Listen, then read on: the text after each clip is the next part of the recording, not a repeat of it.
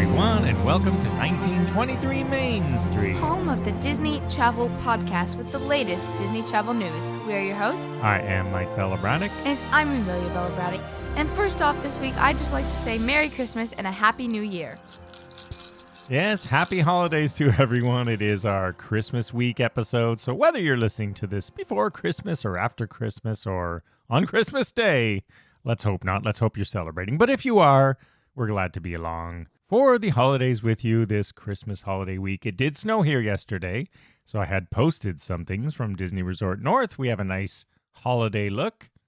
And speaking of that, we'll jump right into the news.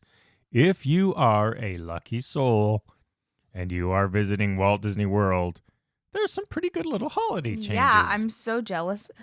First off, they made some temporary adjustments. Yes, temporary. As they say it. Extra park time for resort guests. So the early theme park entry benefit, which is magic hours. It's literally just magic hours for guests of Disney Resort Hotel. And a few other select hotels. Yeah, and a few other select hotels, mostly deluxe. It will be extended from 30 to 60 minutes. Yeah, so you can get in 60 minutes early. So basically, they've just brought back magic hours. Yeah, That's giving you essentially what they're magic doing. hour. Sorry, The magic hour. And this is only until January 3rd. So if you're there this week and you're staying at a Disney Resort Hotel or some of those friendly neighbor, whatever they call them at Disney World, the ones typically around Disney Springs, make sure you take advantage of that extra hour, because if you're lucky enough to have a park pass at all, you're going to want to, especially at this time of year, use it as much as you can. Also, more attractions will be included in the Disney Genie service and will not be included as an individual Lightning Lane entrance purchase option. Yeah, the Lightning Lane extra That's way purchase. too long. Lightning Lane entrance purchase option. Yeah. Who came up with that? Basically what they're saying is these 4 rides, which Amelia will read in a minute, Yes. were usually the ones you had to pay extra cash for. They were not part of your Lightning Lane, but now they are until January 3rd. And which 4 rides are now part of... So Lightning Lane Genie Plus is a little bit more worth it. So at Magic Kingdom, Space Mountain, lots of people's favorite. At EPCOT, Frozen Ever After. At Hollywood, Mickey and Minnie's Runaway Railway. And at Disney's Animal Kingdom, Expedition Everest. Apparently, there's a dash Legend of the Forbidden Mountain. Yeah, that's the full official name. I've never heard that before. It's called Expedition Everest, Legend of the Forbidden Mountain. That's so cool. See, when we do the news here, you get the official everything. We like to keep it official. Yeah. We do not trade in rumors like a bunch of other Disney news shows that give you wrong information and then they have to backtrack and all that sort of stuff. So what we're telling you is Disney official. So these aren't the top rides, but they're definitely like second tier. Well, it's a little bonus if you're doing. Yeah. If you're paying for Genie Plus, you don't have to pay extra for these. What would be the top ride at Magic? I don't know if it's Seven Dwarfs Mine Train or Peter Pan's Flight. Who knows? Magic has a lot of good medium rides until Tron opens and becomes... There hasn't been a new hot one since Seven Dwarfs, which is almost 10 years now. No, so. Seven Dwarfs is not... No. But people love it, so hey.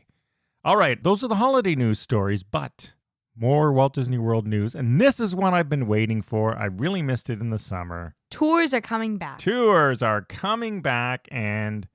There's one I wanted to take Amelia on, which she had not been on, which is one of my favorite. I'll ask her for her recommendations at the end. But the first one is Disney's Keys to the Kingdom tour. Yes. Now, this one is only 5 hours. Only. Listen, some are longer. Yeah, we've done longer ones, but... It's only 5 hours, and it explores the history of the Magic Kingdom Park, and also it includes backstage access to the Utilidor service tunnels, which is where the staff work. Yeah, so the tunnels under Magic Kingdom. Although I'm guessing not all of the tunnels. No, but if you want to see those tunnels, this is the one you want to do. It's a really good tour. There's a lot of hidden secrets. There is an age limit. I can't remember if it's 13 or 16, so check that out on WaltDisneyWorld.com. You can't take your little ones on this tour. Yeah, well, I can kind of see why. The next one coming up, there's a few of these at Animal Kingdom Park. All the animal tours are coming back. Caring for the Giants. I really like this one. It's a short 1-hour tour, and it's basically about which animal? 1 hour? The elephants. But 1 hour? It's a 1-hour unforgettable experience, as they would say. 1 hour. But you do get to get up close and personal with the largest inhabitants of Disney's Animal Kingdom Park. The Elephants look so gentle from far away. Yeah. But are they that gentle up close and personal? Yes, they are. You will find out if you do this tour. And they'll also show you the sort of day-to-day care. It's really all about the elephant herd at Animal Kingdom, and they show you how they care for them. And you get a private backstage viewing area, and you learn more about the conservation efforts for the elephants and so much and so forth. So if you love elephants, Caring for Giants, a great tour. Next one. Wild Africa Trek. We love this tour. Yeah, this one was pretty great, I will say, from personal experience. They did require a lot of walking, on not necessarily like fully open paths. So I think we've mentioned before, if you're not accessible, if you cannot. So here's how if you're not familiar with this tour, the Wild Africa Trek is basically behind the scenes of Kilimanjaro Safari. So there's a lot of trekking. There's a lot of trekking. There's sort of two parts. The first part is literally walking through the little jungle there, and these paths have tree roots and stuff, not fake Disney stuff, real tree roots. So yeah, it's tripping hazards and things. So what Amelia was getting at is you really have to be fully mobile to take this tour. If someone cannot walk through a jungle path that's not completely cleared, you would not want to go on this tour. Also, the highlight of the tour for everyone is the suspension bridge. Yeah, the scary suspension bridge over the crocodiles or alligators. And again, you can't take any accessibility challenged individuals over this. It is for fully mobile individuals. And then the third part of the tour, you could do, because it's even then, it's in a vehicle, but it's not the same tour vehicle they use for Kilimanjaro Safari. No. It's a bit bigger, but you're sort of sitting in the back. Yeah. Almost like when you see people jumping in the back of pickup trucks, but not quite. Yeah. But it's very cool. It's like, obviously, it's called the Wild Africa Trek, but it feels very like adventurous, kind of like you're in a movie almost. It really is. What's your favorite part of this tour? The suspension bridge, obviously. The suspension bridge. And also, there's a couple of things I will repeat that we said way back on when we review. I think we have an episode on this show, so check our backstories. An episode on this tour? An episode on this tour. An episode on this show about the tour. How about if I say it that way? But there are a couple of things. Don't chug any drinks like a coffee before you go, because there are no washrooms along the way, except for one.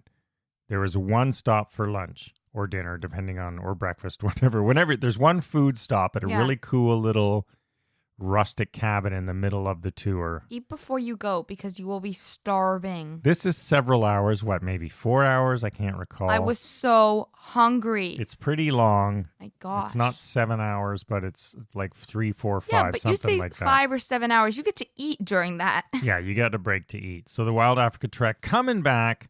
Really happy to see that. Really loved that tour. Highly recommend it. And then another animal tour also coming back. Up Close with the Rhinos. Yes. And I was going to do my rhino voice, but Amelia said no. That's likely to offend someone. All right. Why don't you talk about the rhino tour? So if you want to get even closer to nature than Animal Kingdom already provides, there is a tour called Up Close with the Rhinos. This is also 1 hour. Yeah, like the elephants. Yeah, and it takes you backstage to, they put it, the second largest land animal in ways few people can. You'll meet the white rhinos at Disney's Animal Kingdom Park, and apparently you'll get insights to their behavior, biology, and more from, I'm assuming, like their staff and the experts. Yeah. So the rhinos and the elephants, the two biggest animals, each have their own 1 hour tour. And then finally on the tours, if you don't like trekking tours or animals at all, but still want to go on a tour, there's one for you as well.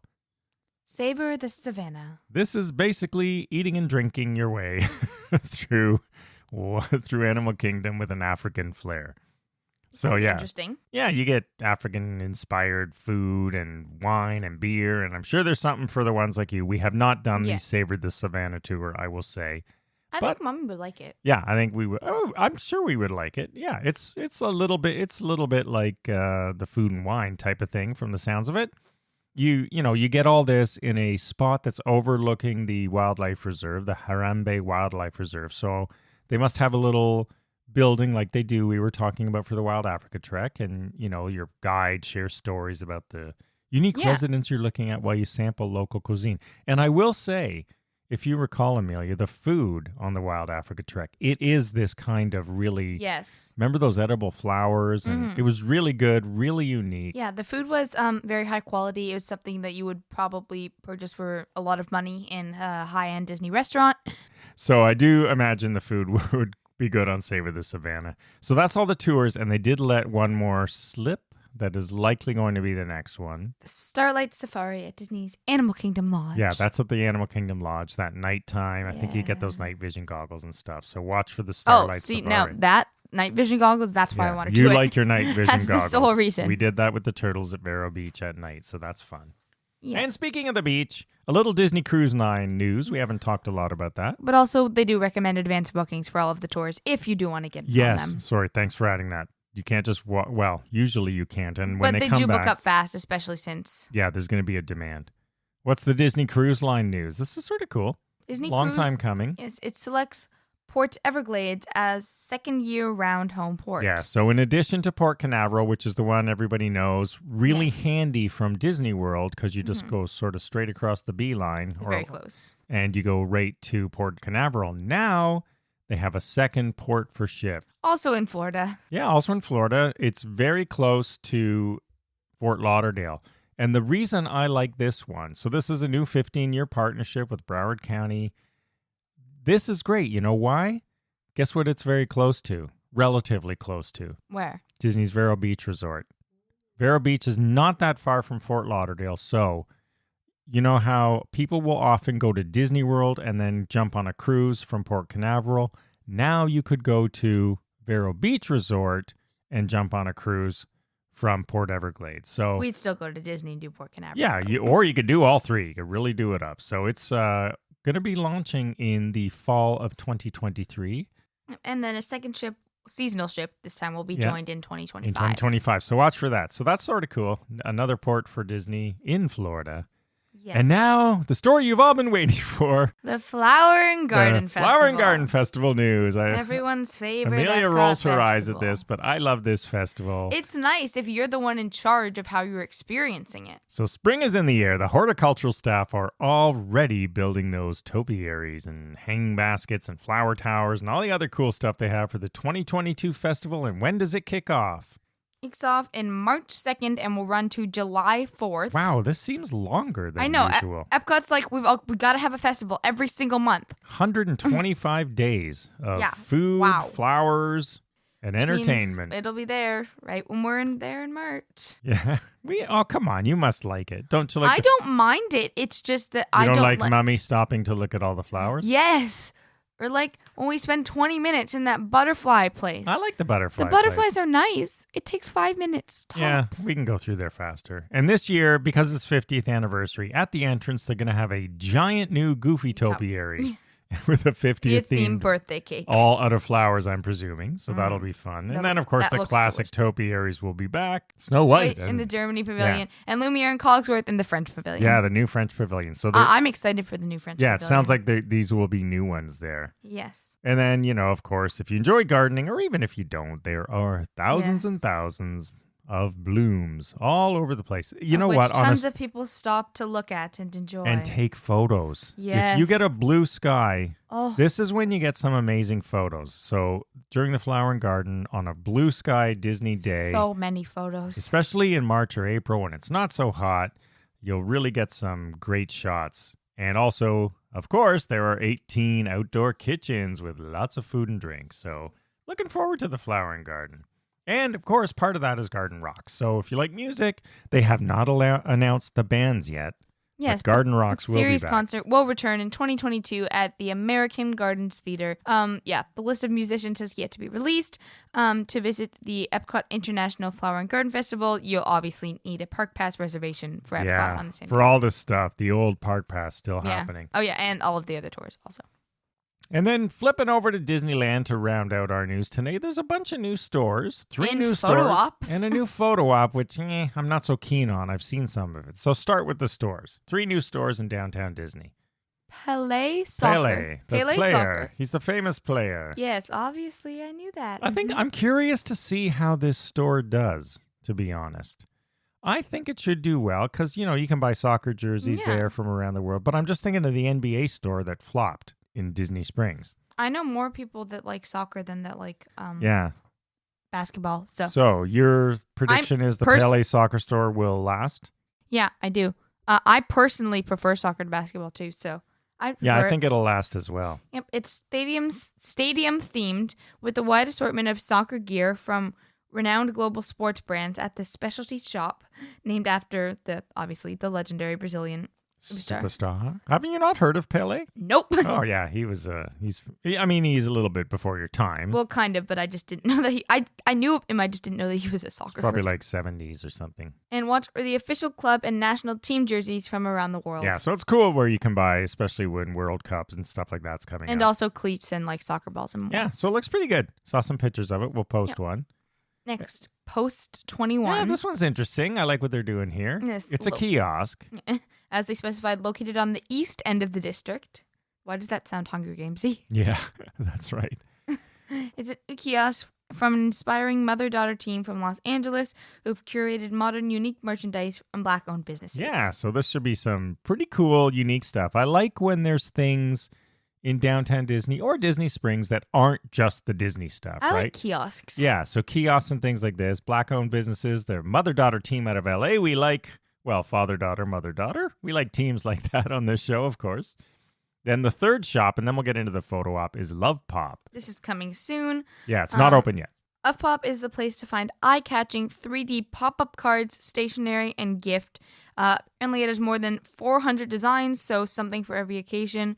And yes, obviously, it carries a collection of Disney cards. Yeah, and gifts, those pop-up obviously. Disney cards. And then finally is this new photo op there. Boba Fett's throne. Have you seen pictures of this? Some people have Yes. started. Did you I like it. Oh, I thought it was sort of, I don't know. It struck me as, It's just that tons of people love Boba Fett. And Maybe it's especially since The Mandalorian. I love Boba Fett. I just don't, and maybe it's because I saw like some clown draped across it. And I thought that it looked too much like a cheap prop for me, but maybe when we see it in person, we'll decide. But it is a limited time, so maybe we won't even get to see it. Yeah, well, it's the replica of the throne from the Book of Boba Fett, not The Mandalorian. Which starts very soon on Disney Plus, the end of the month here in December. Yeah, for a limited time. Yeah, it's only a limited time. Yeah, Outside of so Star we Wars probably Trading won't see Post. it. Yeah, it's by the Star Wars Trading Post. So there you go. Lots of good stuff coming. Lots of benefits are there. So thanks for everyone for joining us this week. Have a super Merry Christmas or Happy Holidays. However you celebrate it well. And we will see you again next week. Bye-bye.